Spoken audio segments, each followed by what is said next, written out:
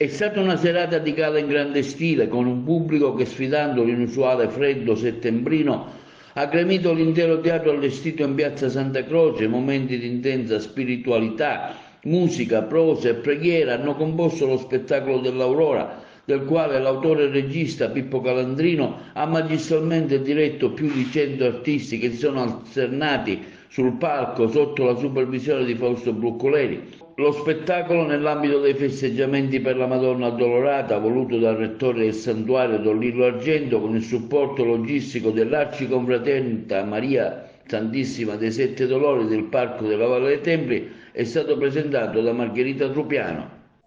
Oggi la festa della Dolorata con la riapertura della chiesa di Santa Croce, un evento straordinario. Molta gente non conosceva questa chiesa e con l'occasione anche una rappresentazione mariana.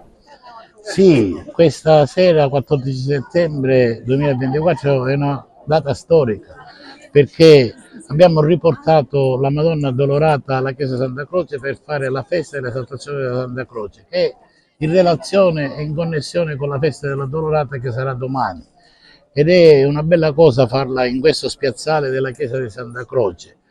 E quindi veramente personalmente sono contento come sacerdote e anche come rettore della Chiesa dell'Addolorata. Lo spettacolo mariano di questa sera sarà veramente bello perché evidentemente proporranno dei canti mariani sia il coro diocesano sia il coro Santa Teresa di Lisieux di Porto Empedocle con un'alternanza di brani musicali, di poesie, di prose in onore della Madonna. Veramente uno spettacolo promosso dall'Arciconfraternita della Dolorata e del santuario di cui io sono il rettore.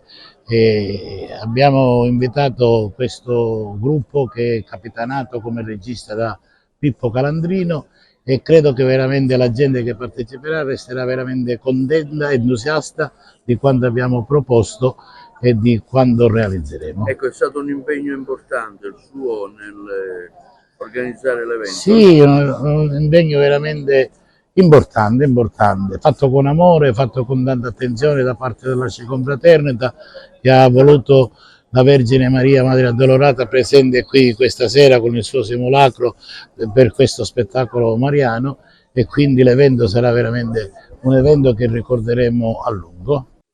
In occasione della festa dell'Addolorata, la rappresentazione mariana di cui tu sei l'autore curi anche la regia qui in piazza Santa Croce, un evento particolare che vede anche l'apertura della chiesa al pubblico. Sì, dell'Aurora è una serata di gala interamente dedicata alla Vergine Maria che vede la partecipazione del Coro Diocesano di Agrigento, della banda intercomunale Vincenzo Bellini, del Coro Santa Caterina di Lisieux di Porto Empedocle e solisti come Clizia Prestia, Calogero Verruso, Francesca Felentino, la voce splendida di Anna Grazia Montalbano e tante altre sorprese.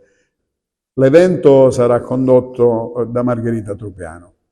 È stata una rappresentazione molto ben accettata dal pubblico nonostante la serata un po' freddosa.